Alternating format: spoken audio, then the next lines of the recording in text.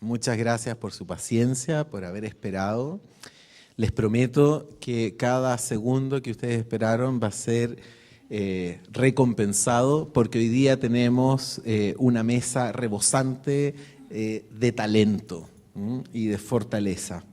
Tenemos a dos escritoras que nos hacen muy felices y también nos desafían con su obra. Me refiero a Paula Ilavaca, quien va a tener la labor de presentar a nuestra invitada, que es Mayra Santos. Mayra Santos es una escritora puertorriqueña que ha publicado, tiene una obra bastante nutrida. Desde el año 90 en adelante, más o menos, ha venido publicando en forma continua a Manú y Manigua, Pez de Vidrio, Urban Oracles, Sirena Selena vestida de pena, Cualquier miércoles soy tuya, Sobre piel y papel, son algunos de sus libros. Entre los títulos, bueno, a mí me acaba de llamar mucho la atención, Tratado de Medicina Natural para Hombres Melancólicos. Qué bueno saber que escribiste un libro para mí, Mayra.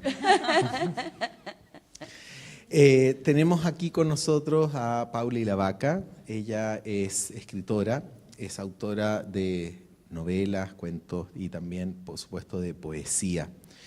Es en función de su poesía que ella comenzó a hacerse un nombre, su libro La Perla Suelta, que escribió en la Fundación Neruda mientras fue becaria de ese prestigioso taller en el año 2007.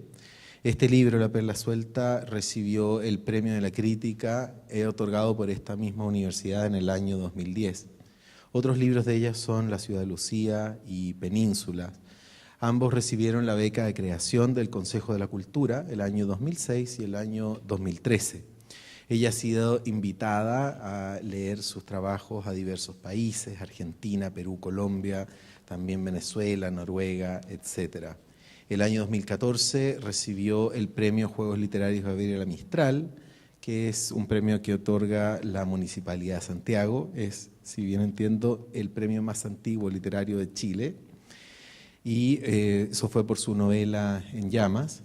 Y luego, el año 2015, recibió el premio Pablo Neruda de Poesía Joven, que se entrega a un solo poeta al año bajo la edad de 40. Entonces, certifica que es joven y talentosa. Gracias. Bueno, dejo con ustedes ahora a Paula Ilavaca. Hola, gracias. Hola, muy buenos días todavía, ¿cierto? Sí. Estoy muy honrada y agradecida de estar en esta mítica Cátedra Bolaño. Debo confesar que comencé escribiéndote un texto medio crítico, muy formal, y finalmente, debido a la contingencia política que estamos en este momento en Chile, lo transformé en una carta para Mayra. La carta se llama Nunca Más, o Carta de Recibimiento a Mayra Santos en Chile, el país donde se lucha y sufre por ser mujer. Te recibo en nombre de todas, Mayra. Te recibo en este rincón helado del Cono Sur. Este país es una fractura entre el mar y la cordillera. Habitamos estas tierras, esta ciudad, con una leve certeza de que todo podría ir mejor. Todo podría ir mejor, nos decimos entre todas, abrazándonos. Todo pasará. Te recibo en este país donde se mata a las mujeres, sin importar su clase ni condición. En este país se nos mata. Te recibo en este país donde se nos violenta, se nos anula, se nos silencia. En este país donde se nos enseñó que una otra era una enemiga, una intriga caminante, una extraña. Este país marcado por los estereotipos que soportan y dan soporte al patriarcado. El patriarcado nos consume, Mayra, pero hemos estado trabajando en ello estos últimos años, sacándonos las telarañas de los ojos, haciéndonos cariño en la frente, en el corazón, secándonos la angustia de haber nacido mujeres, de no haber complacido al papá que seguro un niño quería. Hasta eso nos han metido en la cabeza, Mayra, por eso hoy te digo, ya nunca más. Estuvimos ayer en mi taller, Mayra, estábamos hablando de mujeres escritoras chilenas. Disculpa el color local, pero es que ayer ese era el tema de la sesión. Llevo más de 20 años leyendo y escribiendo, viajando, conociendo nuevas generaciones de escritoras y de escritores. No pude nombrar a más de 3 o 4 mujeres por generación. Sé que existen muchas más, pero el patriarcado nos marcó con fuerza el pensamiento. Nos marcó con hierro y cicatrices. Y ayer yo no podía recordar a más de 3 o 4 mujeres. Les hice saber a las mujeres que estaban asistiendo a mi clase. Les hice consciente eso que me ocurrió. Todas me miraron con generosidad y amor. Da la curiosidad que a ese taller que doy asisten puras mujeres. Y sentí ese apoyo moral y de entendimiento a la voz del patriarcado que desde mí hablaba. Anoche estuve presentando el libro de la obra reunida de una poeta de una escritura revolucionaria en su forma y engranaje. Uno de los hombres presentes en la testera no hizo más que comparar su obra con la de otros hombres, como si gracias a ello la poesía de esta poeta tuviera la presencia ensordecedora que impacta a quien la lee. Después en el pasillo hablé con otras mujeres sobre ese hecho. Nos sentimos burladas. Acá en Chile ejercemos las tretas de las débiles, Mayra. En secreto somos matriarcado. Ninguna casa u oficina funciona sin nosotras, pero les hacemos creer que mandan ellos. Tanto así que lo terminamos creyendo, y nuestra treta se vuelve triste y acompasada en un lavar de plato y limpiar las casas, ordenar las oficinas, porque solo nosotras sabemos cómo hacerlo bien, solo nosotras le damos ese toque femenino a todo. Eso nos dicen y les creemos, Mayra. La cartografía política actual nos ha tenido tomadas, universidades tomadas, aulas tomadas, la Alameda tomada por un grito único de mujeres pidiendo por sus vidas, porque siempre se trata de mantenernos vivas, Mayra. Siempre el grito es por eso, devenidas en capuchas y con el pecho al aire. Las otras, las que miramos hacia la calle o desde las pantallas con el pecho cubierto y lágrimas en los ojos por ese grito de agotamiento y cansancio que parece, que parecía, que parecerá decir nunca más. Devenidas en yeguas, danzando en la calle con el trasero al aire, miramos orgullosas a esas otras, ahora amigas, ahora hermanas, las jóvenes, que aguerridas y empoderadas dijeron basta. Por nuestras vidas, las de nuestras hermanas, madres y abuelas, ahora todas decimos basta. Las mismas pantallas de televisión o internet nos tuvieron con el corazón en un hilo esperando junto a las compañeras de pañuelo verde en Argentina. Porque siempre se trata de la vida, Mayra. Allá pasada la cordillera, por la vida también peleaban, por la vida intacta que siempre hemos soñado para nosotras. Vidas dueñas de nuestros cuerpos, nuestros órganos, nuestros fluidos y sangre. Siempre se trata de la vida, Mayra. Es por eso que hoy te recibo y saludo en nombre de todas, Mayra. Te abrazo junto a Gabriela, María Luisa, Mercedes, Marta, Marcela, Gladys, Elizabeth, Ana Laura, Fernanda, Claudia, Daniela, Cecilia, Caterina, María Paz, Carmen, Diamela, Nadia, Bárbara, Verónica, Soledad, Alejandra, Damsi, Natalia, Begoña, Carola, Malú, Isabel, Emilia, Estela, Roxana, Emiliana, Lila, Teresa, Paulina, Alia, Nona, Mónica, Isidora, Carly, Arelis, Catalina, Macarena, Francisca, Lina, Andrea, Antonia, Julieta y Elvira. Mayra, te leí, te busqué por las redes, hablé de ti con mi amiga la escritora Claudia Pablaza. Solo quería darte una bienvenida en tono masivo, plural, cantante, de escritora a escritora. Me pareció relevante decirte que ya no estamos solas, no más, nunca más. Quiero decirte que volveremos a sentarnos solas, que no volveremos a sentarnos solas en un podio rodeada de hombres que nos halayen. Pediremos equidad, igualdad, pediremos a otra de las nuestras sentada también a la mesa. Por eso, nunca más, querida Mayra, nunca más. Ay, qué lindo.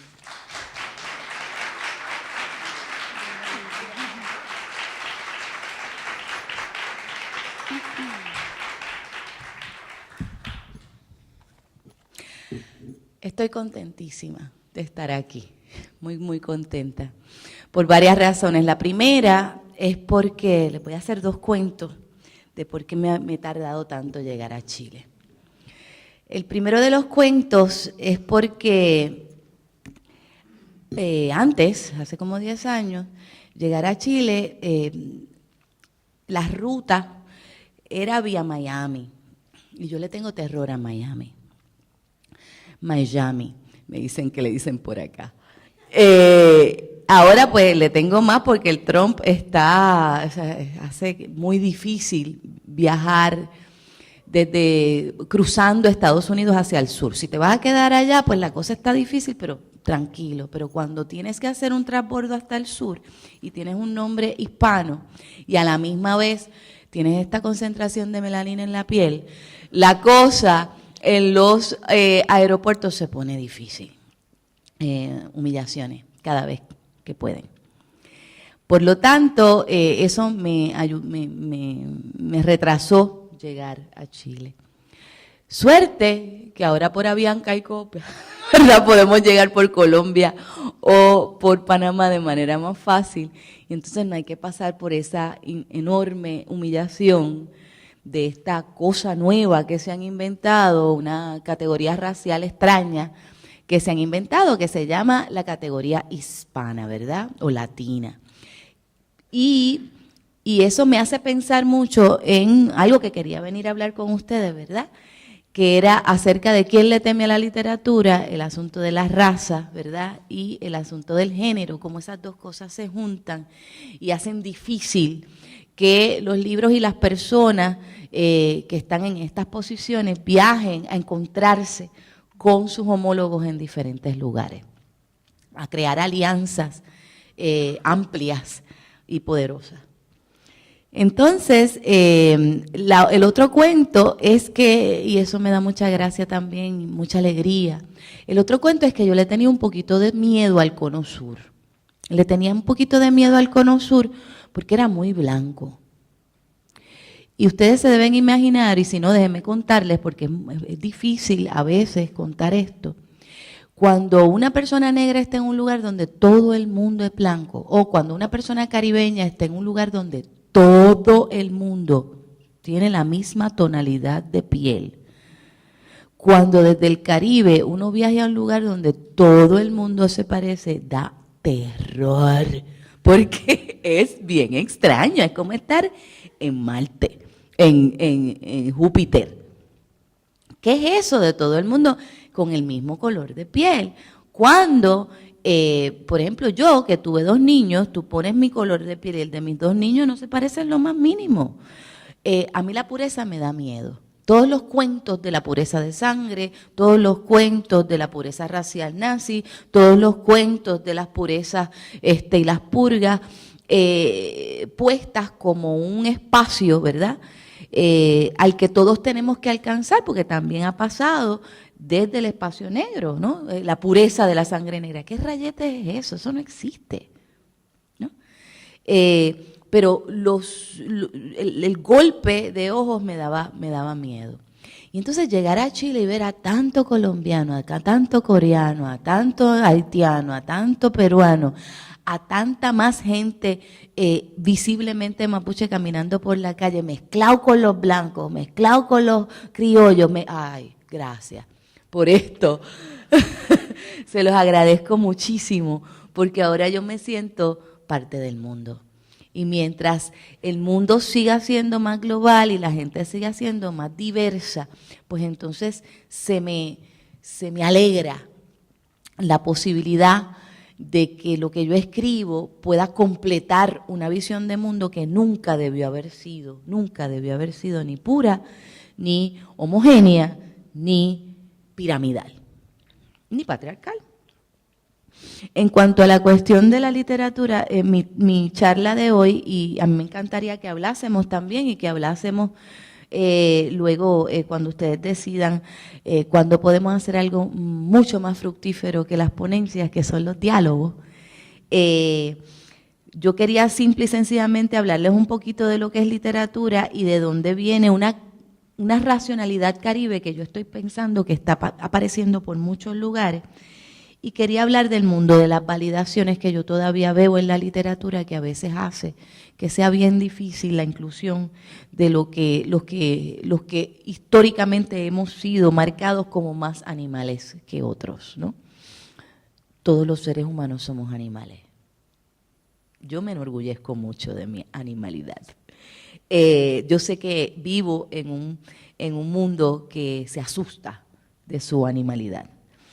Y que ha puesto a ciertas personas del lado de lo animal y a otras personas del lado de esta otra cosa que yo tampoco sé a quién se le ocurrió, que es lo humano. Entonces lo humano es lo trascendente, lo que no tiene cuerpo, esta racionalidad totalmente desvinculada de la materia, este cogito ergo sum, ¿verdad?, que nació con Descartes, que implica que tú tienes una facultad profunda que se llama la facultad de la razón, que te aleja del mundo animal, lo cual no es cierto.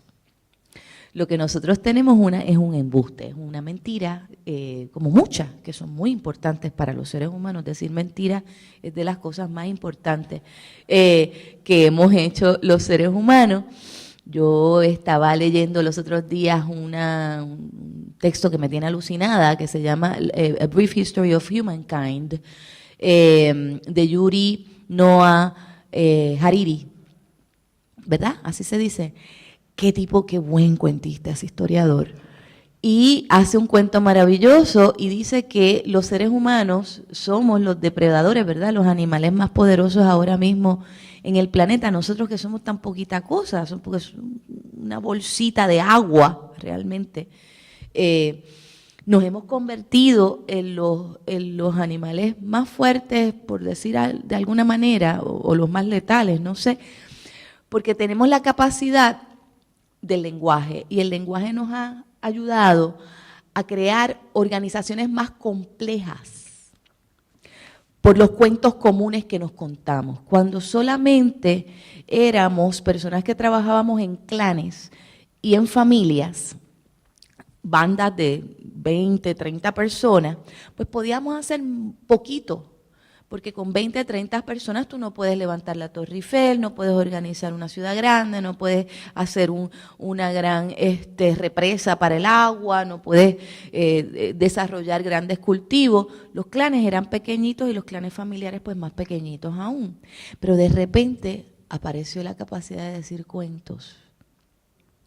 Cuentos que crean una realidad imaginaria que no por eso es inexistente, sino una segunda realidad, ¿no? Cuentos como Chile o Puerto Rico, es un cuento. O Raza, eso es otro cuento. O El Pueblo Prometido, eso es otro cuento. O Dios, es un cuento bien chévere también, a mí me encanta ese cuento. O Dioses, ahí hay un montón de cuentos. Pero esos sistemas, esas historias, esos cuentos que nos contamos, logran que los seres humanos se puedan identificar con cosas más amplias y por lo tanto organizar bandas de gente más amplia. Paz, eso es otro cuento, pero qué bello cuento. Libertad, ¿no? Entonces a mí esos cuentos, yo vengo de un cuento que se llama Caribe, ¿verdad? Y de otro que se llama Mujer, que no es lo mismo que tener tetas, porque los hombres también tienen, ¿no? Lo que pasa es que las de ustedes son más cuadraditas y más apachurras. La verdad es que el diseño varía en bien poquito, porque cuando uno se pone a pensar bien, un hombre y una mujer es lo mismo, pero con un diseño levemente diferente, ¿verdad? Tú tienes unos pechos, los de nosotros se salen para afuera, los de ellos se quedan para adentro. Ustedes también tienen una matriz, ¿verdad? Lo que pasa es que la de ustedes sale para afuera y la de nosotros es para adentro. Entonces, los ovarios, los de ustedes son como unos saquitos que le pegan con los zapatos, ¿verdad? Esa carterita donde guardan los huevitos, y nosotros pues los tenemos adentro. Pero en realidad, básicamente es el mismo modelo. Sobre esa diferencia hemos creado un cuento impresionante que se llama patriarcado, que le hace daño a todo el mundo menos al patriarca, porque a los hombres y los patriarcas no es lo mismo.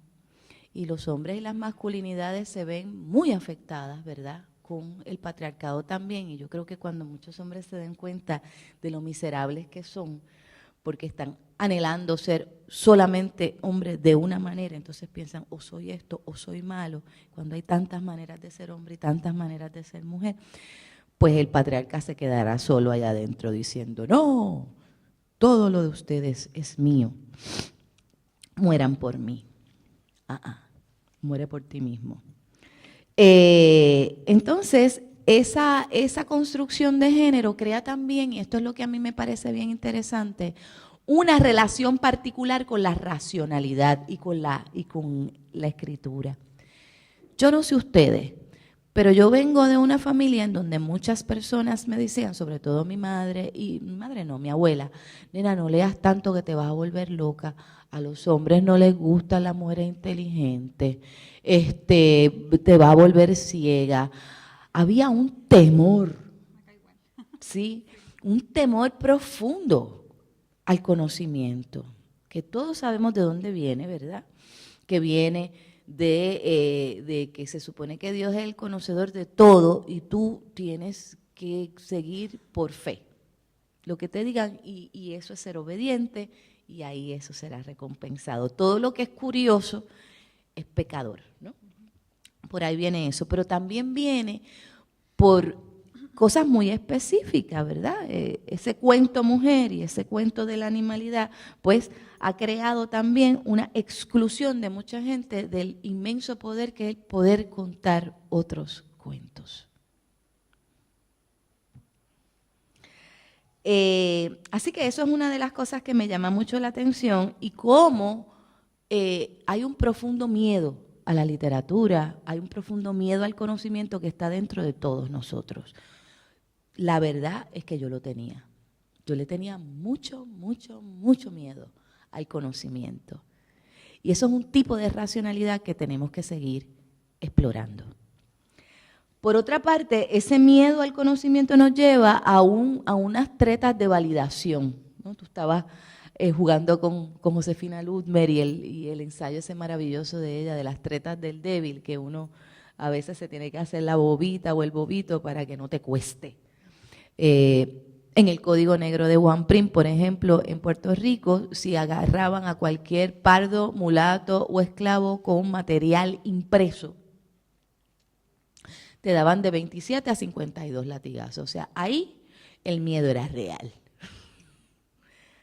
Y también era real el hecho de que hasta, no sé aquí, pero hasta los años...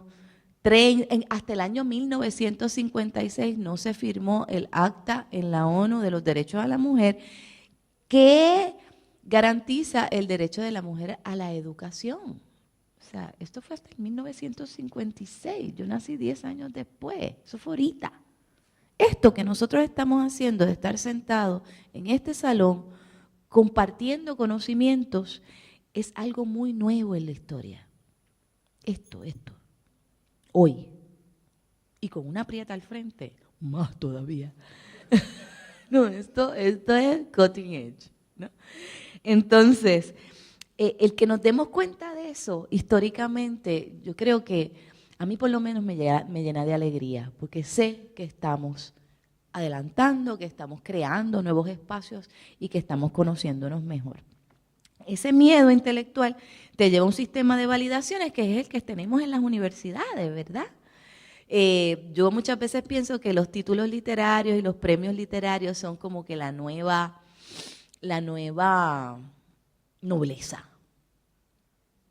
Mayra Santos Febres, graduada de Blah, Blah, Blah University, ganadora de...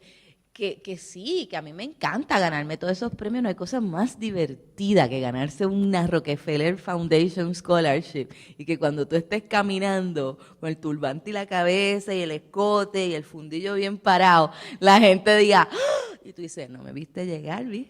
No me viste llegar. Tú como que no creías que iba a llegar yo aquí, ¿verdad? Dame el premio ese. Se asusta la gente, se asombra, porque no esperaban que fueras tú, ¿no? No esperaban que fuera un hispanic, no esperaban que fuera una mujer, no esperaban que fuera un negro, no esperaban que fuera un hombre de clase trabajadora, no esperaban nada de eso. Y de repente uno llega y la gente no sabe qué hacer contigo, ¿no? Gracias al cielo eso no me está pasando ya tanto. Pero ese sistema de validaciones que crea, ¿verdad?, esas exclusiones de poder y de conocimiento, también nosotros participamos de ella porque necesitamos validación. No tan solo validación personal, sino de los conocimientos y las estéticas que nos son propias. Y es bien importante que las universidades, que los espacios de validación se abran a nuevos estudios y a nuevas maneras de organizar y codificar el conocimiento. A veces se nos olvida que el peor racismo, en realidad, es el racismo de la razón.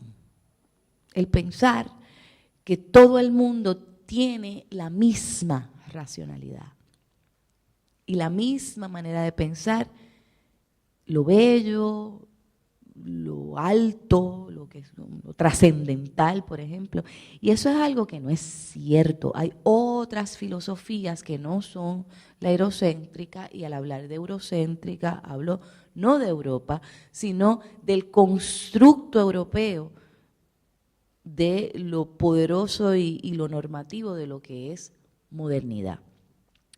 Y ahí caben como 3 países y medio, Alemania, Inglaterra, Francia, quizá un chispito de España, un tin, tin, tin, tin, tin de Italia, o sea, hasta Dante y Boccaccio, y después tú brincas, como si no hubiese pasado nada más, ¿no?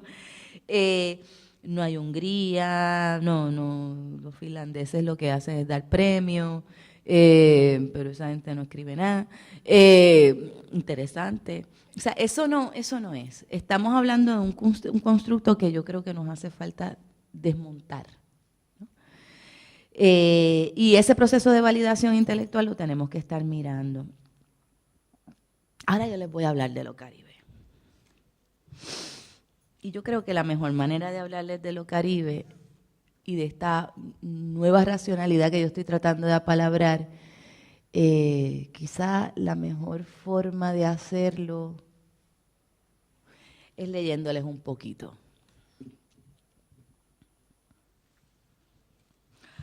Por mi país pasó un enorme huracán y se cayó la realidad imaginaria, se cayó completa. Y entonces no volvía la luz y no volvió todavía, hay sectores que no tienen luz, pero no volvió como en 8 meses. En mi caso, no volvió en 47 días. Y empezaron a pasar cosas muy interesantes. Y esto empezó a aparecer, a pasar. Este es de un libro que yo publiqué en abril, Huracanada, que es poesía.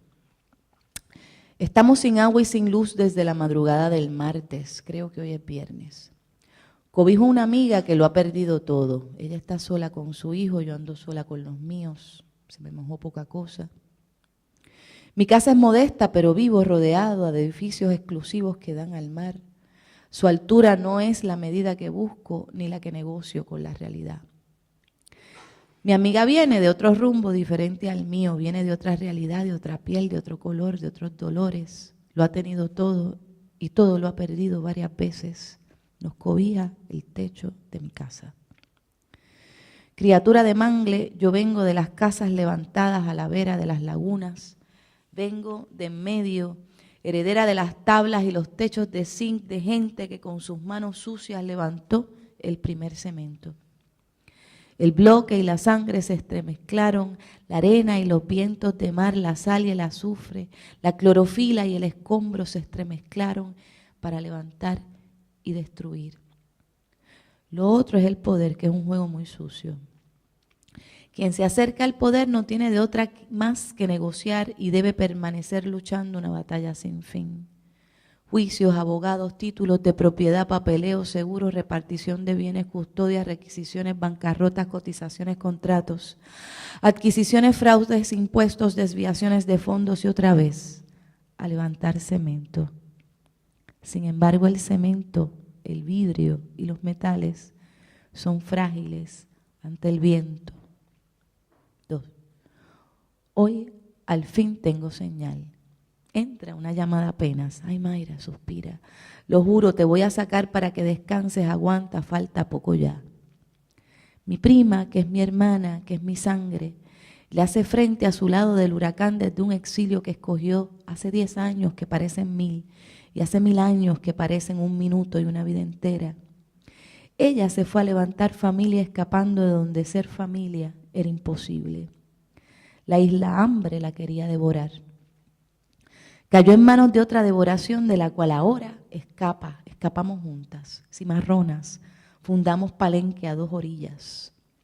Una nueva isla se extiende desde mi sangre a la suya, en viaje de ida y vuelta, desde su casa azotada por el frío y también por este otro huracán. Del otro lado del auricular intento disfrazar mi pena, guardarla para mí sola. No te preocupes, prima, acá estamos bien, no es tan malo como dicen las noticias. Miento, flaqueo en la espera. Sin ella, soy hoja que descuartiza la brisa. Ay, gracias.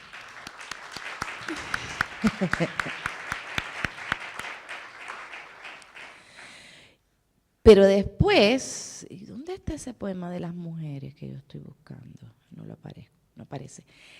Pero después empezaron a renacer las cosas. ¿No? Todo siempre renace.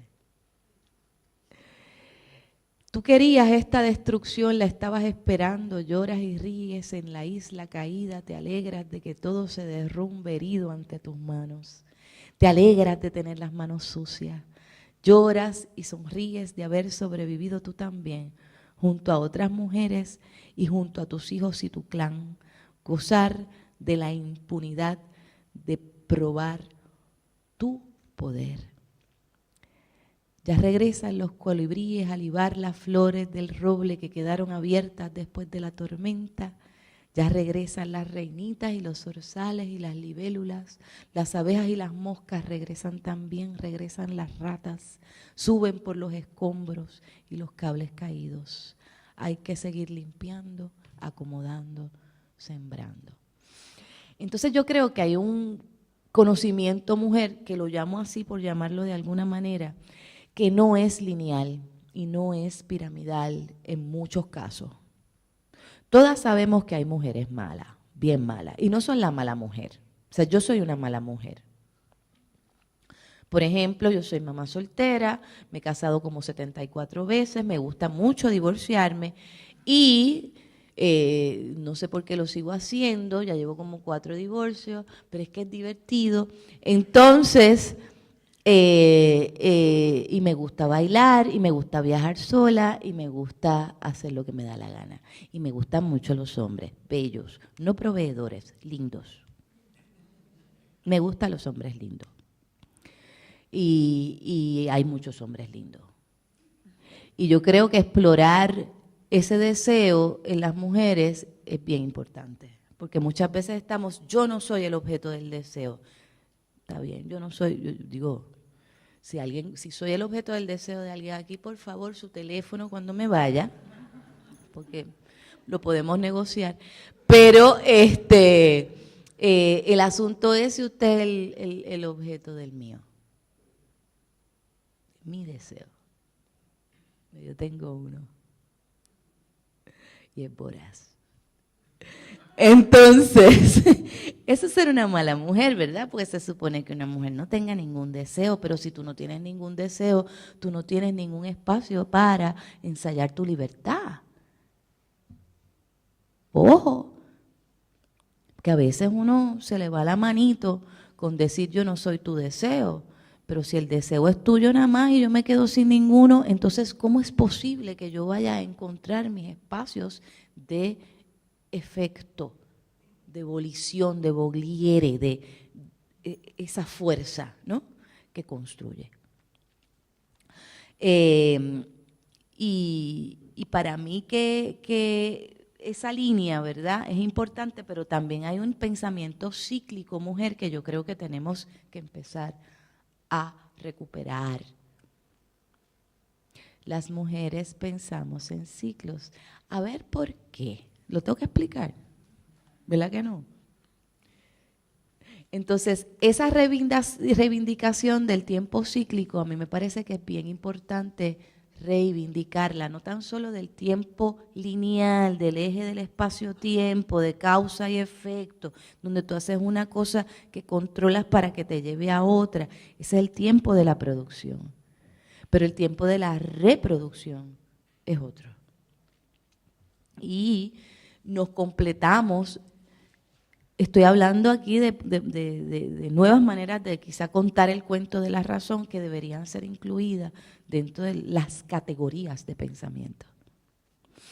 Otra de las cosas que me parece importante que tenemos que recuperar en esto, yo no sé, pero yo me tiré a la calle durante el huracán y luego me encontré con mucha gente de la ONU, muchas mujeres que trabajaban en la ONU, que terminaron llegando a Puerto Rico. Todas las líderes comunitarias y todas esas mujeres que bregan con catástrofes, en su mayoría son mujeres. Porque el tiempo de lo cotidiano es importante, porque el conocimiento de lo cotidiano, de los ciclos cotidianos, son los que pueden salvar vidas o muertes cuando el mundo de las validaciones se viene abajo. De hecho, cuando el mundo de las validaciones se viene abajo y tú no sabes cuál es la cadena de mando, se mueren más personas. Porque estás esperando que alguien te dé el permiso para tú hacer lo que tú sabes que tienes que hacer ya. A nosotros se nos murieron 5,000 personas en este huracán, esperando que alguien me diera el permiso para llevar una persona a una sala de emergencia o llevar unos medicamentos, porque los expertos no estaban y no se sabía qué cantidad. Eso es todo mentira. Todo mentira. Digo, es necesario para trabajar en comunión en otros lugares, pero en otros no. Entonces, ese conocimiento de lo cíclico y de lo cotidiano lo tenemos que volver a poner en su sitial, ¿no? Y lo otro es la relación entre mujer y literatura. Vamos a hablar un ratito de la relación entre mujer y literatura, porque yo creo que muchas veces, y yo sé que yo he leído mucha literatura de mujeres que a veces me asusta, porque tiene tanta y tanta necesidad de validación, que como que la voz sale travestida, incómoda. Ustedes lo han visto, ¿verdad? Las hiperteóricas de la teoría feminista, tú las leas y tú dices, ¿qué coño dijo esta señora? Yo no entiendo lo que dice. Y está hablando por otra persona porque no entiendo. Y yo estoy, o sea, no es que yo sea bruta, contra. Así que aquí hay algo diferente que se está operando. El susto de la validación a veces nos lleva a falsear una voz. Lo mismo pasa con la literatura latinoamericana muchas veces, que quiere ser tan y tan francesa que termina siendo como una burla de sí misma. Y nos pasa en toda América Latina, en toda. En toda, de repente hay un flaneur caminando por las playas de Isla Verde y se sienta a hablar sobre el ser y el tiempo y tú dices, mano, que tú te metiste esta mañana, esto no es posible. ¿Cuál es el gesto flaneur en una playa? Si tú no estás viendo fundillos, tú no estás en la playa. Y la ciudad, vamos a perdernos en la ciudad. ¿En la ciudad de dónde? En Santiago se puede, pero hay otras ciudades que no se caminan así, que son otra realidad. Entonces se impone una realidad falsa y la voz sale distinta. Esa voz se gana premio porque es muy, muy complicada y accede a la conceptualización profunda de los etéreos. Y uno dice, ¡ay Dios! ¿Y esto cuándo se acaba? Que está bien, pero siempre. Llevamos 200 años en el asuntito. Yo creo que deberíamos empezar a hacer otra cosa, no sé. Y por eso es que muchas veces a los pueblos nuestros les decimos, ustedes no leen, no les interesa la literatura, pero ¿para qué? Si eso no tiene nada que ver conmigo. Yo no quiero ser francés. Digo, me encanta Francia, pero yo no quiero ser francesa. Honestamente, yo no quiero ser francesa, no sé si me entienden, pero no. Y no es nada contra Francia, es que yo quiero ser otra cosa. Entonces, esa relación también con lo literario, yo me he dado cuenta que las mujeres, si empezamos a leerlas, nos encadena. Esto que yo estoy diciendo del conocimiento de lo cotidiano, forzado, ¿no?, por la exclusión, es un pensamiento que viene desde Sor Juana, es un pensamiento que viene desde Sor Teresa de la Cruz, es la gran poética de Teresa de Teresa de la Parra, de Gabriela Mistral, es la gran poética de, puedo seguir por todo, de Clarice Lispector, por ejemplo, en esos dos cuentos maravillosos, La mujer más pequeña del mundo y La cena. O sea, si seguimos, yo puedo ir país por país nombrando a escritoras que hablan específicamente de eso, de lo pequeño que se abre, de si Platón más hubiese cosido, más hubiese escrito, más hubiese sabido, ¿no? Entonces, esa relación con lo literario y con lo cotidiano también se ve maleada por el conocimiento del cuerpo. Estoy a punto de terminar, voy a decir 2 cosas más y después abrimos. Y si alguien tiene ron por ahí y me quiere dar un poquito, pues yo no creo que haya ningún problema entre un palito de ron y hablar estas cosas así tan interesantes, que además a mí me parecen muy seductoras. A mí la inteligencia me parece la cosa más seductora que hay sobre la faz de la tierra. Y cuando hablo de que me gustan los hombres bellos, me gustan los hombres bellos e inteligentes. No necesariamente, melancólicos también, vamos a hablar tú y yo ahorita.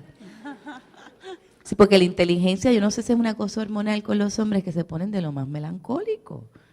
Pero si eso con un buen bailadito de salsa se te quita, querido. Bailamos salsa y ya, se te quita. Volvemos al cuerpo. El cuerpo y la experiencia del cuerpo para la literatura y la mujer es bien importante porque el cuerpo y lo literario parece que no mezclan. Cómo tú cuentas los cuentos del cuerpo. Hay un lenguaje distinto. Por un lado, en marketing, a muchas mujeres nos pasa que escribimos de lo que sea y siempre terminamos escribiendo literatura erótica. Sí. O sea, tú puedes estar hablando del cosmos. Ah, sí, pero yo veo aquí una vulva. ¿Y tú de dónde tú la viste? Espérate. Y lo escribí yo. Yo escribo literatura, muchas novelas históricas, y siempre me dicen que estoy escribiendo literatura erótica. Yo, ajá. Nuestra Señora de la Noche, la historia de esta madama que se llama Isabel Luberza Oppenheimer, que estuvo trabajando con la gente de la Segunda Guerra Mundial en Puerto Rico, eso es literatura erótica.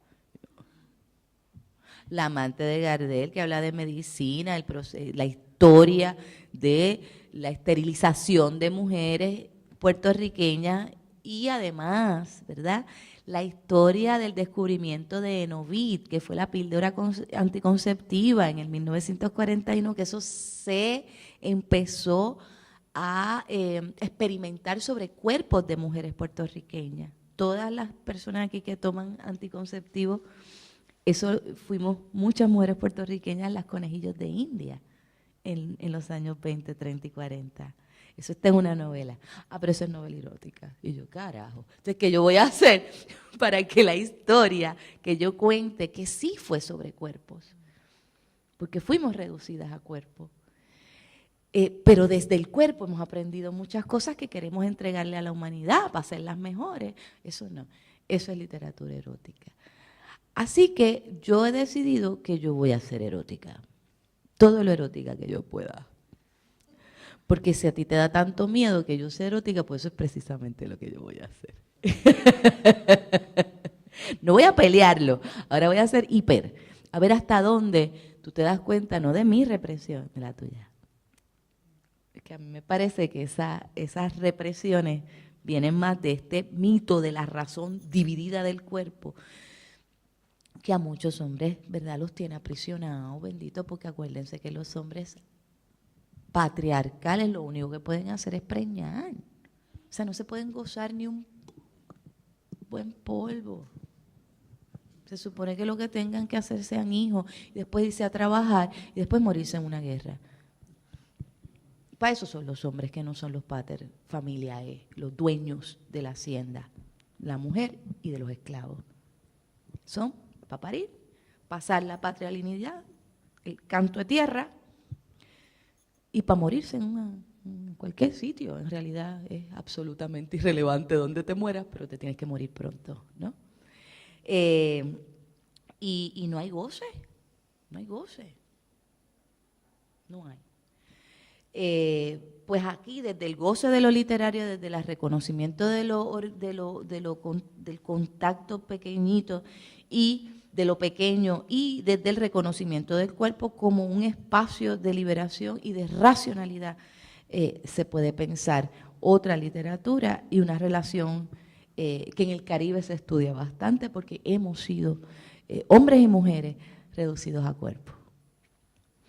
Y por ahí vengo con la raza, que es lo último que quiero tocar, y después hablamos, ¿no?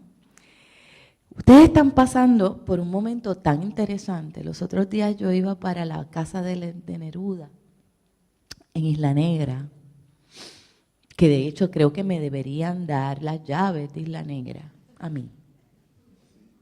Isla Negra.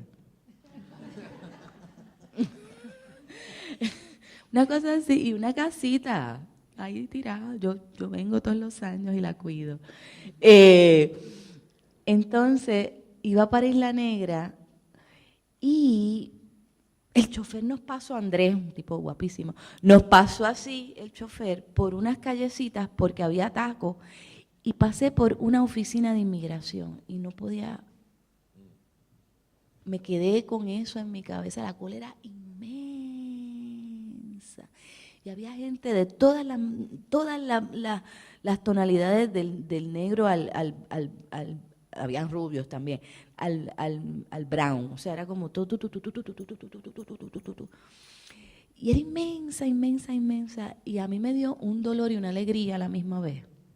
Entonces, ese dolor de contra lo que tiene que hacer el inmigrante para sobrevivir, y a la misma vez alegría de qué bueno que hay una oficina de trámite, que esta gente de alguna manera puede solicitar una integración, porque en Francia, cuando yo estuve, la crisis de los inmigrantes era una cosa espantosa.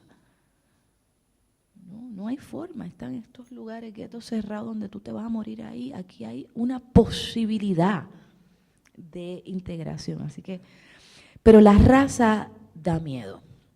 Yo les hablé del miedo mío, ahora vamos a hablar del miedo otro. Y el miedo otro es el miedo a lo irracional, que siempre está conectado, ¿verdad?, con la raza. The horror, dijo Coates en The Heart of Darkness, el corazón de las tinieblas, obra que yo detesto y que quisiera algún día quemarla. No desaparecerla de la faz de la tierra, porque hay muchas copias en PDF, pero a mí me gustaría quemar 7, 8 de esos libros y brincar como la mujer está salvaje, hacer una fogata y brincarle a la fogata así. ¡Ah! Esa me odio a la gente que dice, bueno, mi nombre, validación, mucho latinoamericano que dice, mi obra favorita es Heart of Darkness, el corazón de las tinieblas, y yo los miro y digo, pero tú estás loco, tú eres el corazón de la tiniebla. Tú estás loco. O sea, lo que narra ese cuento es cómo al acercarte a lo primitivo, te contaminas de lo primitivo y te conviertes violento y loco, pierdes la razón. Ese es el cuento de The Heart of Darkness y ese es el cuento que hay de lo que es la raza. Yo contamino de animalidad. Yo. Por lo tanto, si quiero ser una mujer negra pensante, ¿cuál es mi lugar imaginario? En América Latina, por ejemplo. ¿Cuántas mujeres negras o indígenas tú conoces que escriben? Hay un montón, pero se conocen muchísimo menos. Así que lo único que se va a poder hacer aquí para que esto mejore son las alianzas transversales. Hay que aliarse con todo el mundo que no cabe. Porque si yo busco la pureza y me meto en mi esquinita de mujer negra que escribe, vamos a hacer 5 y nos vamos a despedazar de la frustración y de la rabia. Esto hay que abrirlo, ¿no? Entonces, ese cuento de la irracionalidad y la negrura tiene a mucha gente asustada, porque no se sabe hablar con lo negro. Porque en América Latina no ha pasado lo que sí pasó en la lengua francófona y en la lengua inglesa, que es que ya hay, tú empiezas a hablar de escritores negros, ya hay grandes pensadores y pensadoras negras. En Francia, por ejemplo, los cabrones, otra vez ganaron. Estoy hablando malo, ¿verdad? Vulgar, soy una mujer vulgar. También me va mal. El asunto es que está Maryse Condé, la gran escritora Maryse Condé, está Edouard Glissant, el de Discurso Caribeño y Poétiques de Relación, que es un pensador que yo les invito a que lean a ese hombre porque es una chulería. Él habla del pensamiento reticular, de no patrilineal, que es una sola línea, sino en retícula, en fractales, ¿no? Y cómo las cosas se conectan de manera fractal. Estamos hablando allí, obviamente, de Leopold Senghor, de Mécésaire, de una playa de pensadores, filósofos, poetas, novelistas, que ya hay un corpus. Lo mismo pasa en lengua inglesa. Está la gran Toni Morrison, ganadora del Nobel. Está, déjame ver por dónde empiezo. Está Edward Brathwaite, están los grandes filósofos africanos, Ajikwegi Armah, no, esa es una novelista, Kwame Appiah, están, que fue mi profesor, está Wole Soyinka, está Alice Walker, está Nosake Change, hay una pléyade. En español los hay, pero no se conocen. Manuel Zapata Olivella, aquí allá arriba en Uruguay, Virginia Brindis de Salas, Quince Duncan, Eulalia Bernard en Costa Rica, Nancy Morejón en Cuba, Georgina Herrera en Cuba, en la República Dominicana Irma Contreras, y en Puerto Rico somos unas cuantas, pero yo. Ángela María Dávila ya se murió, y Julia de Burgos, que era pana, era bien amiga y alumna de Gabriela Mistral. Entonces, esas retículas que componen América Latina, hay que abrirlas. Si lo único que vamos a hacer es ganar, aquí no hay pérdida. Estudiar todas esas vertientes del conocimiento que nos compone es maravilloso y necesario porque nos completa nuestra visión de mundo. Pero primero hay que admitir el susto. Y el susto es que yo pueda ser un animal que te muerda. Ñam, ñam. Que es un poema de Luis Pález Mato. Ñam, ñam. ¿No? Entonces, ese susto, yo creo que con la risa se resuelve más que con pedir disculpas.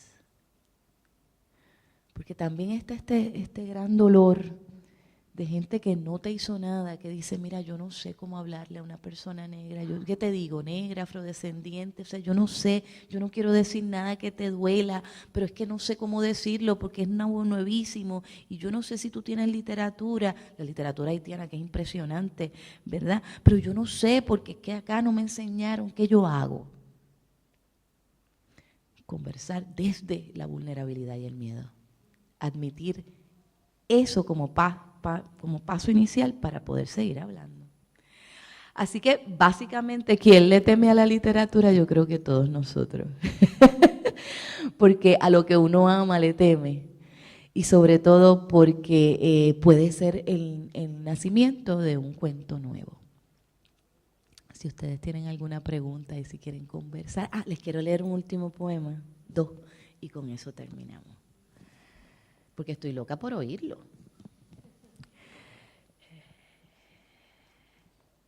Esclava escapada.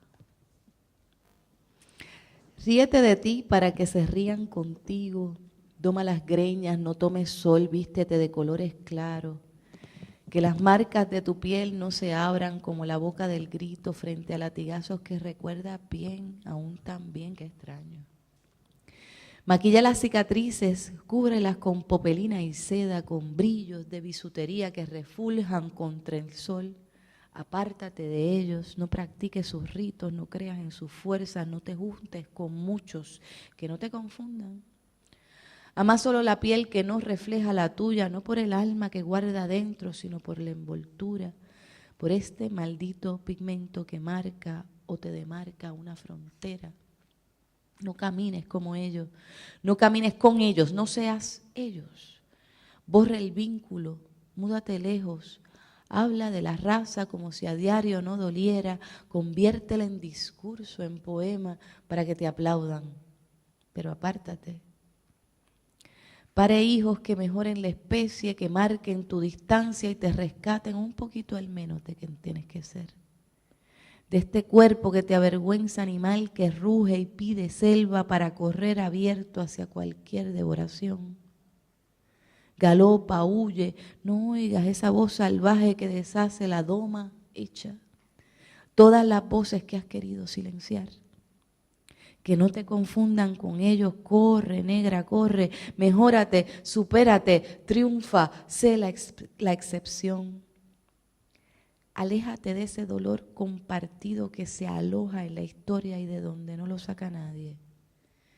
Debe haber algún lugar con paz para el respiro. Algún aire que no sea el tuyo. Y por último, Luna en Piscis. Porque las mujeres somos brujas, brujísimas. Y yo soy bruja. Estoy de vuelta y ningún hombre ya jamás podrá encerrarme en sus abrazos. Estoy de vuelta a la inocencia. Regreso a la que una vez fui. ¿Será que me muero pronto? Es extraño este regreso, es como nunca haberse ido después de una negarse y escupirse 3 veces a la cara, conjurar el nombre que siempre fue el propio. No sé si me explico. No sé si alguna vez pueda volver a intentar explicarme. No vale la pena. El regreso al punto de partida es como nunca haber partido y a la vez caminarse por dentro, ver los pasos desandándose y una niña, una simple niña disfrazada de mujer sabia, rotundamente regresa. ¿Será esto la plenitud? No tengo idea. ¿Cómo se revive hasta no haber nacido, hasta el sol de hoy, sol de medianoche, luna en Piscis? Esto debe ser de lo que hablaban los antiguos. Recojo mi memoria, la doblo bajo el brazo y agradezco que no me pudieron atrapar. Esto significa que soy libre. ¿Será el fin que después de tanta huida me he ganado el privilegio de nacer en libertad? Es decir, sin mácula primera.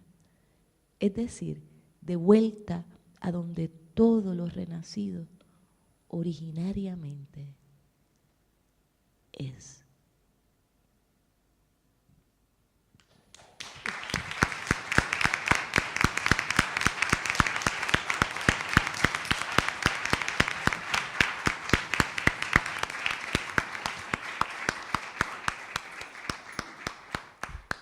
Tenemos acá un micrófono abierto para quien quiera participar con preguntas. Bueno, hoy día estamos excepcionalmente tímidos. Esto nunca sucede en Chile. Aquí en Chile nadie es tímido. No, esto es una puesta en escena. No, son lindos. Es que es una cosa así suavecita. Primero empiezan así, ¿viste, cachai? Y después de repente, hay que darles tiempo. Yo quería preguntarte por un término que se usa a menudo cuando se hace cierta crítica cultural, cuando se habla de la mentalidad de la esclavitud, el slave mentality, sí. Y que por lo general se utiliza para poder describir todos los obstáculos que existen para creer en uno mismo, para permitirse soñar. Sí. Y vivir, digamos, a la potencial, o sea, todas las potencias, digamos, con que una persona nació, etcétera, que van más allá de la clase, que de alguna manera se está heredando la condición de esclavo más allá de muchas generaciones. Pero estaba pensando lo siguiente, que parece bastante sensata esa propuesta, pero también bastante restringida, porque si quien es descendiente de esclavo la hereda, quien es también descendiente de dueño de esclavo, también la debe heredar. O sea, quizás ahí está de alguna manera la raíz del miedo, quizás ahí está la colonización mental, digamos, que es mucho más compleja que la colonización económica y política para desmantelar. Entonces, claro, pero sin embargo es algo que solamente se usa para poder describir el ámbito de la víctima. Sí, es cierto, pero tú sabes que tengo un libro que no sé cuándo va a salir, en donde yo me pongo hegeliana y empiezo a jugar con esos dos términos de, ¿verdad?, la relación y la dialéctica entre el esclavo y el amo. Y de ahí, eso viene desde Hegel y desde antes, pero Hegel los utiliza como metáforas para poder hablar de unas cosas bien particulares. El problema para mí es la trampa del pensamiento dual y binario. Porque el pensamiento dual y binario lo que hace es que te encajona en un blanco, negro, víctima, victimario, amo, esclavo, etcétera, etcétera. Y casi nunca puedes salir de ahí. Hombre, mujer, y no se puede salir de ahí. Uno está atrapado en un lugar que es bien desesperanzador. Porque uno ve la oposición como la única posible manera de imaginar las relaciones entre la diversidad. Cuando de repente pensamos en otras categorías, por ejemplo, de organización de pensamiento, como lo que yo propongo que releo, ¿verdad?, en Édouard Glissant, y que mucha otra gente como Deleuze y Guattari también hablan, cuando hablan de lo reticular y lo nodular, ¿verdad?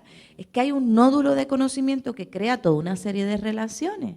Y entonces ahí sí que puedes salirte de esa cajita de quién me hizo daño a mí, porque no todos los blancos son dueños de esclavos.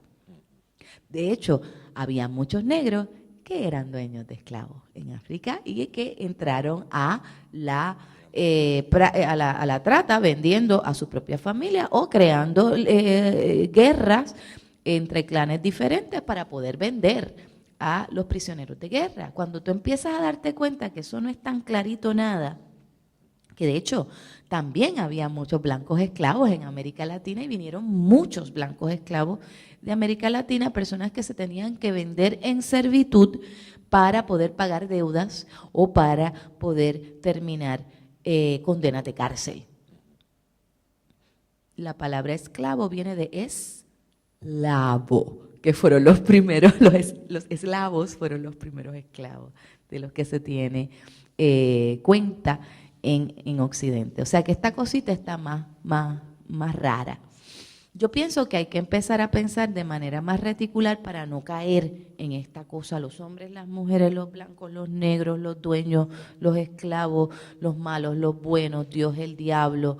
O sea, este pensamiento monoteísta que se nos hace tan difícil para poder ver una realidad tan global y tan compleja como la que estamos viviendo ahora. Así que esa es la invitación que hago. Y voy a decir una cosa horrible, pero la voy a decir. Nunca me había atrevido a decirla antes, pero la voy a decir. Aquí voy. Si no llega a ser por la esclavitud, yo no sería posible. Y no sería posible ni siquiera, o sea, yo conozco y tengo muchas amigas africanas que son de clase media y que están en universidades y que están tratando de entrar a un espacio de libertad. Pero contra que mucho trabajo les cuesta, porque hay un patriarcado musulmán en Senegal que casi hace imposible que una mujer pueda valerse económica y socialmente por sí misma. Muchas de ellas se tienen que ir. Así que voy a atreverme a decirlo, creo que me van a caer chinches, pero ya estoy dispuesta a decirlo. A veces hay que agradecer cosas tan terribles como la esclavitud. Porque de ahí, de esa cosa horrible, nació un nuevo ser humano, que es el negro de América. Y además de eso, también nos remite a un pensamiento que no se rompe con la esclavitud tampoco, pero se rompe lo suficiente como para que se crean nuevos sistemas en donde tú puedes ser. Así que yo ya hice las paces con la esclavitud y creo que estoy lo suficientemente lejos como para poder ver qué fue lo que pasó y qué fue lo que dejó en positivo también. Hola, buenos días. Buenos días. Me pareció brillante. Gracias. Pero tengo una duda. Usted habla de una nueva racionalidad. Sí. Yo creo, ¿no será que alude a la obra de las tinieblas de Conrad? Uh-huh. ¿No será que lo que lleva a Conrad a esa asociación del oscuro con el mal es precisamente una forma de racionalidad? Sí, lo es. Concluyen, y que toda racionalidad, cualquiera sea su construcción, siempre va a estar aliado a una forma de segregación, aunque sean reticulares, que el problema es la palabra racionalidad, no una racionalidad. Y que eso tal vez, por eso es la fuerza de la expulsión de los poetas de la República, porque precisamente ahí se destierra otro lenguaje que no tiene que ver con la racionalidad, va intrínsecamente. Qué lindo eso que está diciendo. Entonces, esa es la duda que me No, al revés, está haciendo una contribución interesante, porque entonces me hace pensar en todos estos lenguajes que actúan de espaldas a esas racionalidades que siempre imponen esta cosa tan tajante, ¿no? Me gusta. Porque entonces si ponemos a pensar en los lenguajes poéticos o creativos o inclusive los lenguajes del cuerpo como esas otras maneras de hablar que no las puede atrapar la luz, las categorías ni nada de eso, pues entonces hay algo importante ahí que decir. Sí, me gusta mucho lo que está diciendo. Sí, usted tiene razón. Fíjese, se me está pareciendo hasta un hombre hermoso ahora.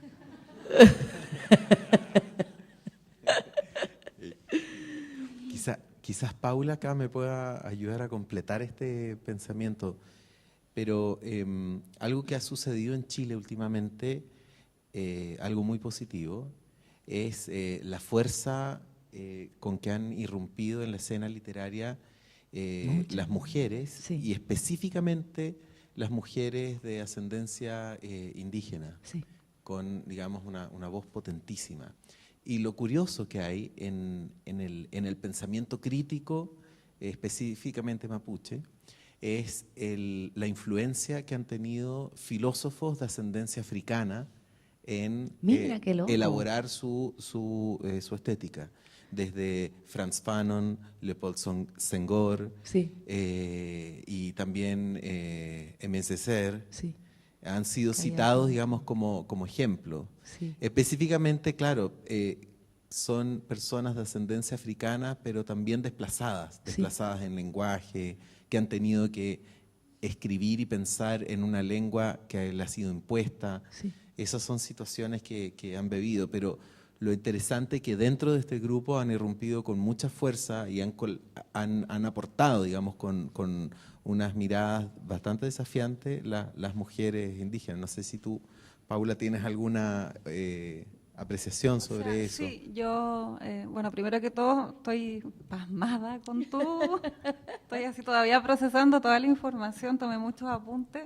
De hecho, pensaba todo el rato qué preguntarte, porque en realidad, ¿qué se puede preguntar? Más que nada sentir a todo lo que tú generosamente hoy día nos compartiste y nos remeciste también, creo.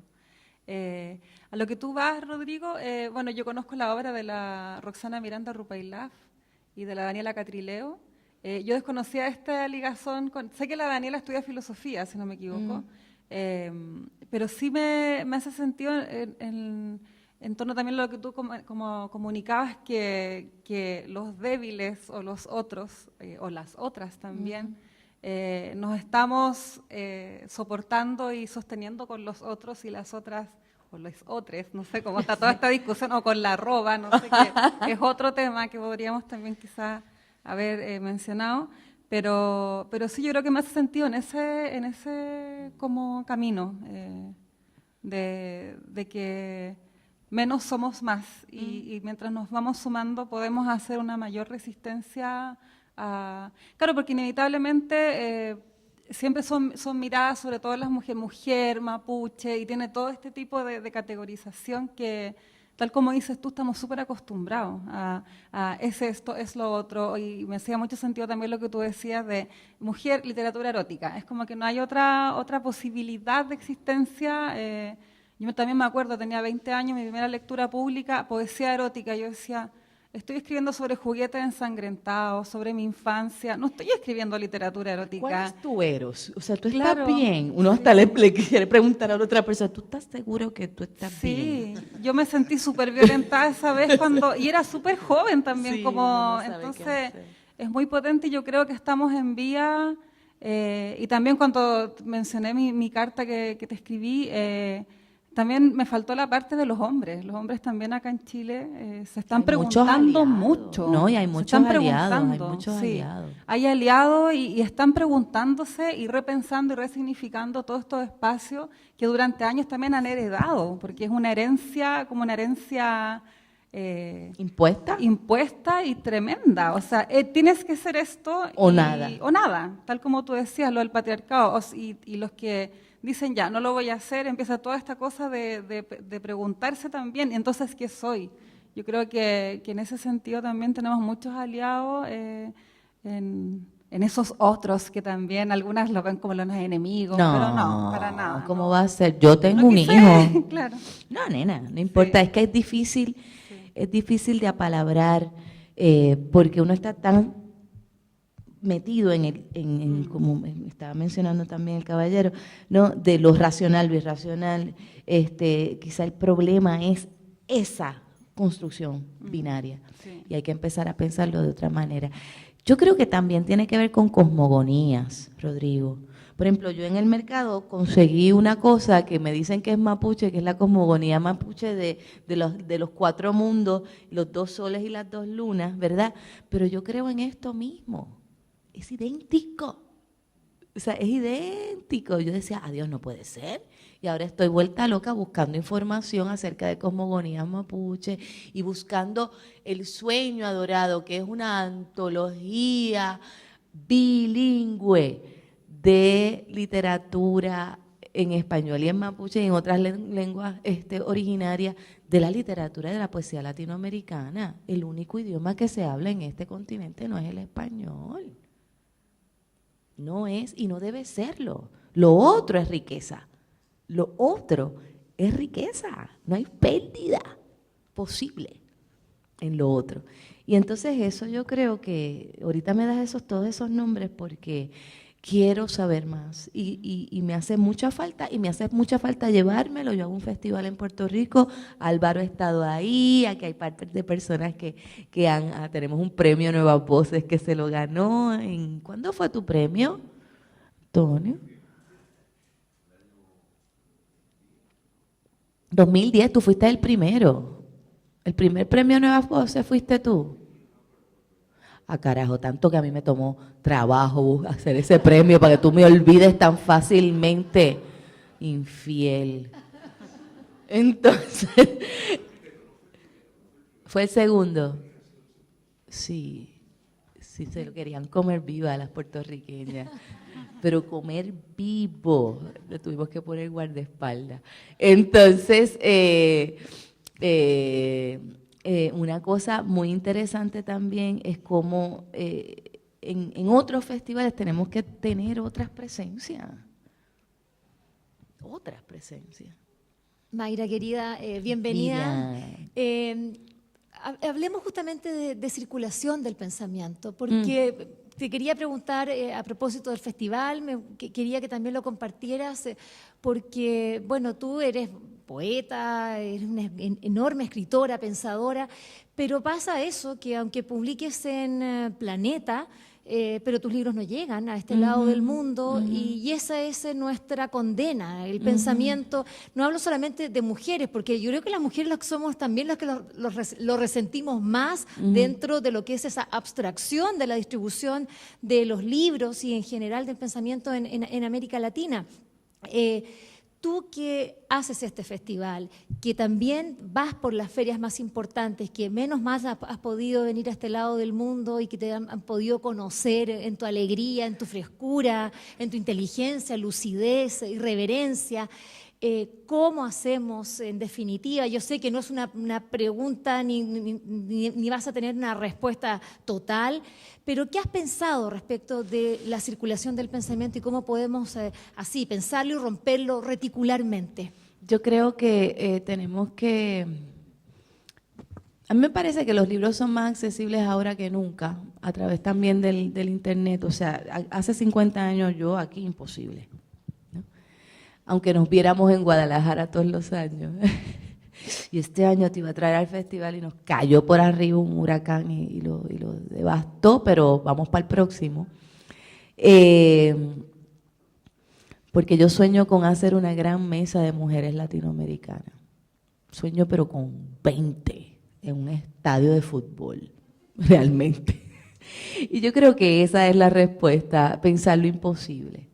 O sea, ¿cómo podemos hacer lo absolutamente imposible? Porque yo creo que si pensamos lo absolutamente imposible, lo que, no, esto nadie me va a dejar hacerlo, eso es lo que es exactamente eso.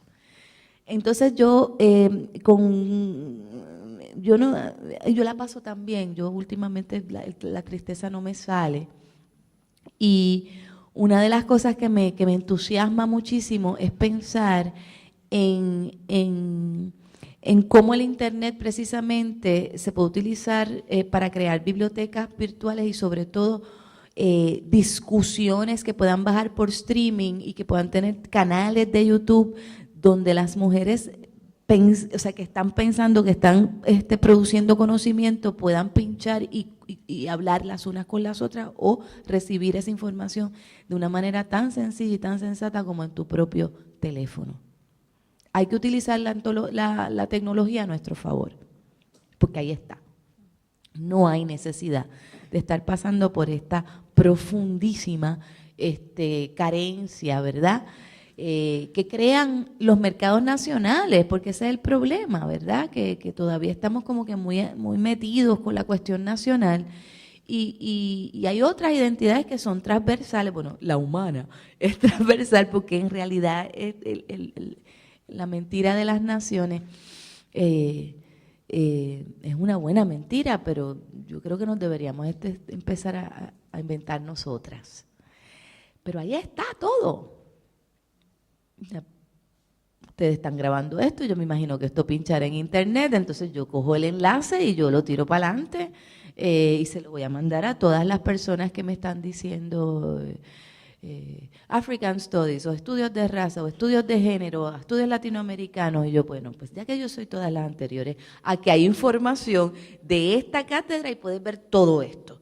Y yo creo que eso es una cosa que tenemos que hacer más, porque la información está, lo que pasa es que las nomenclaturas y el mercado nacional no permite y no ha permitido por 200 años que los libros circulen de una manera fácil.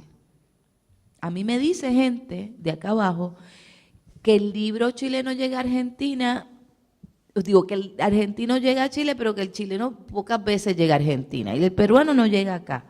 Olvídate de Puerto Rico. Si tienen a Perú aquí no les llega la literatura peruana, que es maravillosa. No está, yo la vi en las librerías, no está Estruendo Mudo, no están, los sellos no están. Y eso está allá arriba.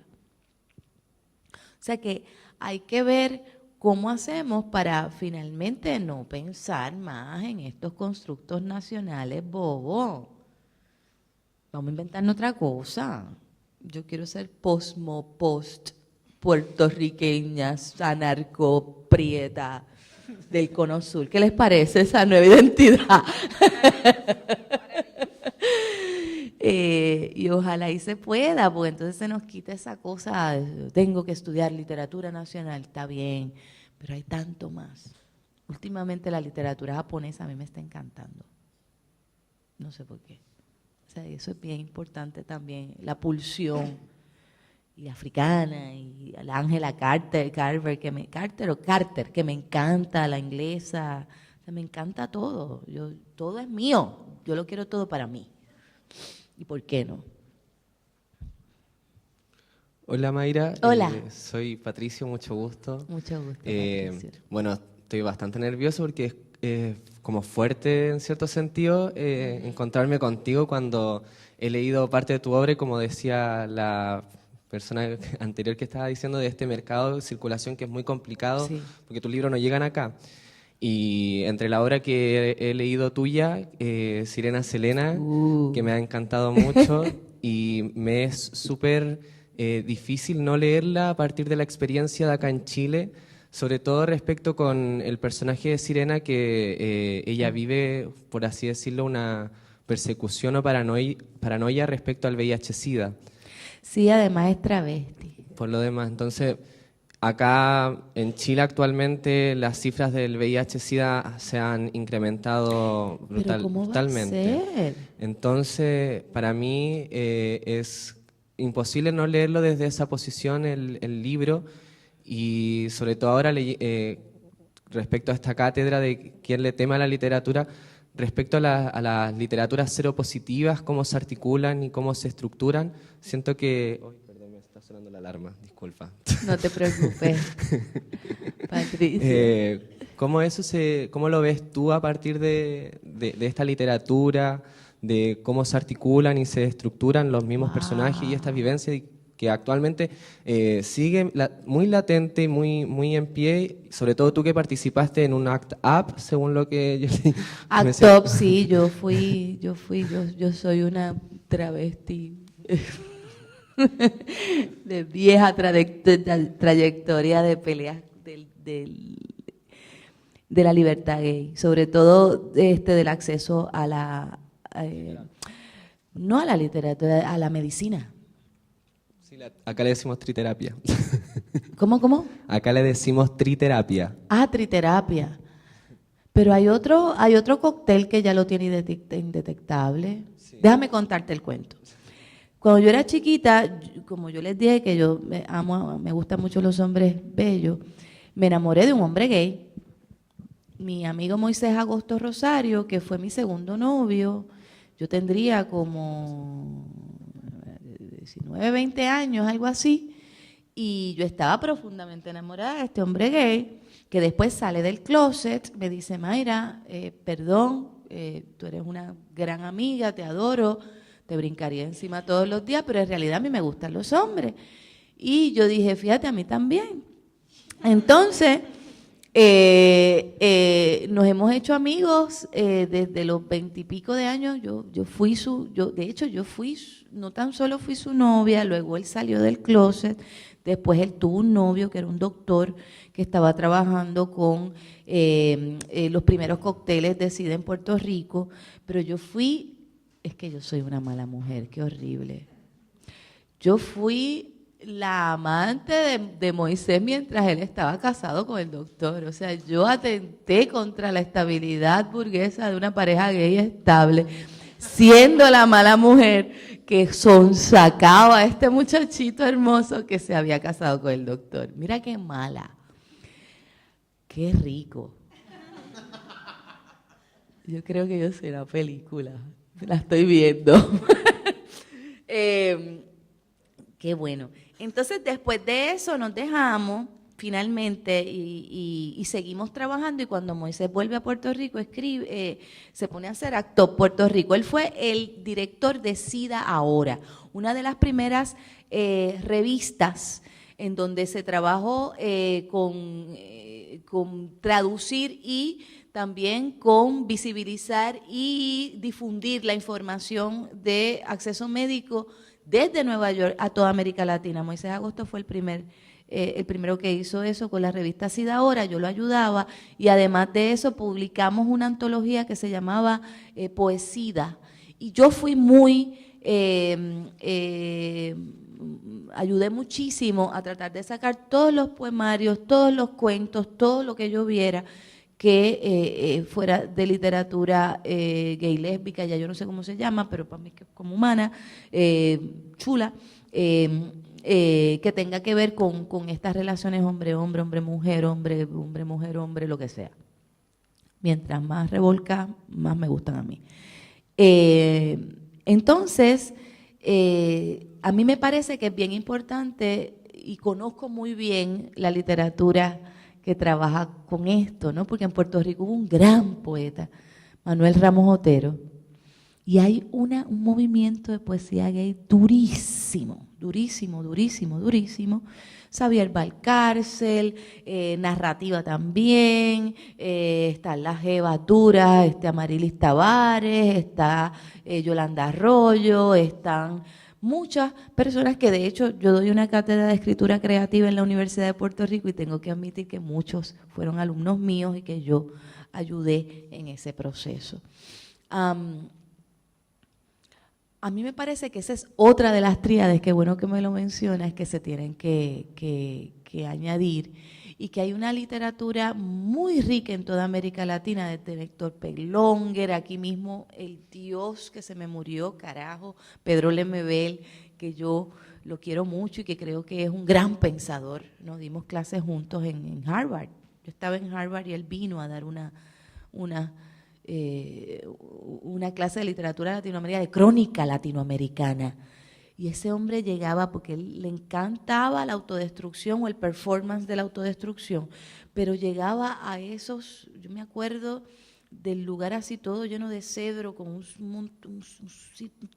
un lugar súper siglo XIX, y llegaba la Pedro a hablar, y era un silencio impresionante porque la preclaridad del pensamiento de Pedro Lemebel era, yo solo he visto a Carlos Fuentes quizá hablar así, o sea que él habla como si tú estuvieras leyendo un escrito, impresionante.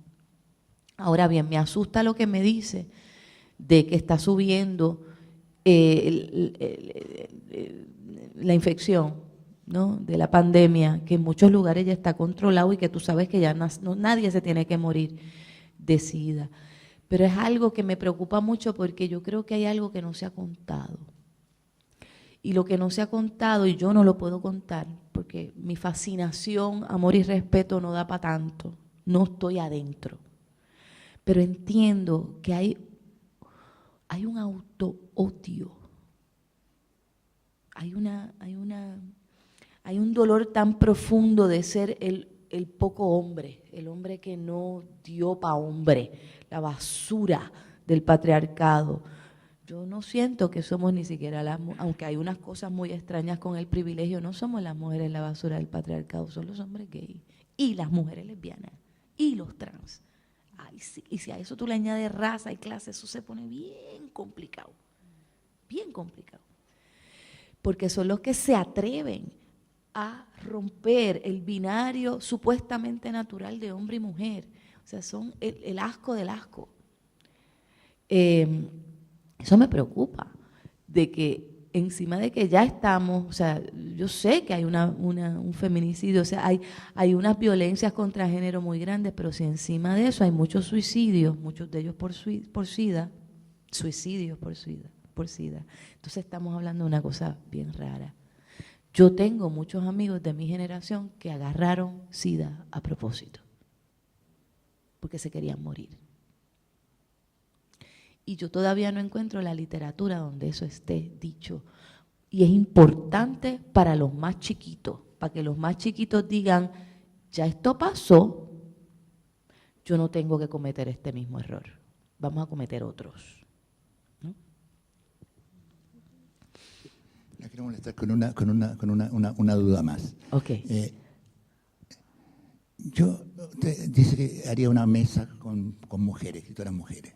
Las invitaría a todas, lo encuentro fabuloso.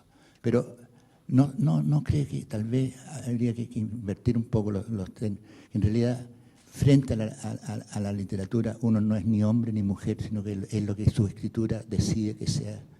Y que entonces estaría perfectamente bien invitar también a James Joyce, que escribe el monólogo de Molly Bloom, que atraviesa todo el espectro y que no es necesario tener SIDA para escribir un poema sobre el SIDA, y que ese poema puede ser impresionante, y que esa es precisamente la apuesta por la libertad que uno puede ser todo lo que quiera, todo lo que imagine, todo lo que desea hacer. Pues fíjese, yo creo que las razones por las cuales yo haría esa mesa no son razones literarias, son razones sociológicas y son razones de sanación.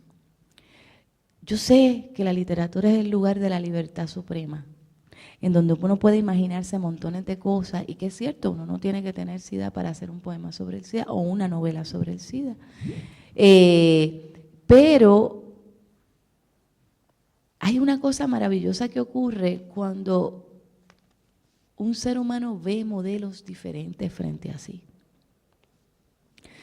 Se abren puertas y temores que se disipan, porque uno ve a otra persona con un reflejo de lo que uno pudiera llegar a ser. Y entonces no es por razones de trascendencia ni por esta cosa maravillosa que es el lenguaje y la literatura, por la cual yo incluiría a montones de personas. De hecho, en el festival nosotros hacemos 70 mesas, en donde juntamos gente de todas partes, de África, de Lituania, de Portugal, de Francia, a hablar sobre un tema, lo fantástico o los apetitos visuales. Hacemos esas cosas muy juguetonas y eso está bien. Pero sueño con esa mesa de mujeres, porque me pasó una cosa, le voy a contar. Cuando el huracán, que se cae, el festival iba a pasar 2 semanas después del huracán, nos quedamos sin país. Y entonces en abril la gente estaba bien necesitada de sentirse gente, bien necesitada de verse con otras personas, hablar de otra cosa que no fuera el destrozo. Y pidieron que aunque sean 2 días hiciéramos el festival. Y lo hicimos. Durante el apagón gigantesco de 5 meses, yo como una enloquecida, porque me pueden dar unos ataques de frenesí imparables, y me entró un frenesí y decidí pedirle a todos los escritores puertorriqueños que me tomaran el teléfono o el email un cuento, y publicamos cuentos de huracán. Y éramos 20. Lo más enternecedor del universo que pasó en esos 2 días fue poner a esos 20 escritores frente a toda esta gente lectora que estaba pidiendo ese diálogo y ese golpe de ojos. La gente se echó a llorar. Lo último que pasó fue que los escritores y los lectores empezaron a abrazarse. Gracias por devolverme la voz, dijo mucha gente. Y yo sueño con eso, que puede ser algo bastante sociológico, pero es que la vida es sociológica, de tener a todo ese golpe de ojos de esas mujeres que tú nombraste, ¿verdad?, que son tan invisibilizadas, de repente en una sola mesa. Yo creo que nos haría mucho bien. No tan solo a las mujeres, a los hombres, a los blancos, a los negros. Esa mesa es importante. Y hay otra, y después podemos hacer otra. Una no excluye a la otra. Yo lo que siento es que podemos hacer esa y otras más, en donde se puedan hacer otros diálogos y otras inclusiones. Pero tengo que admitirle que tengo ganas de esa mesa. Me hace falta para sanar. Bueno, me toca a mí la desagradable labor de decir que esto ha terminado. Y, por supuesto, aquí nadie quiere que esto termine. Pero a menudo, cuando nosotros tenemos un invitado, recibimos la colaboración de embajadas, institutos culturales. En este caso ya no es la primera vez, sino ha sucedido varios años, la cooperación del Ministerio de las Culturas. Wow. Así que queremos agradecer también a ellos, porque gracias a ellos está aquí Mayra Santos. Y quisiera pedirle a todos un aplauso para Paula y para Mayra.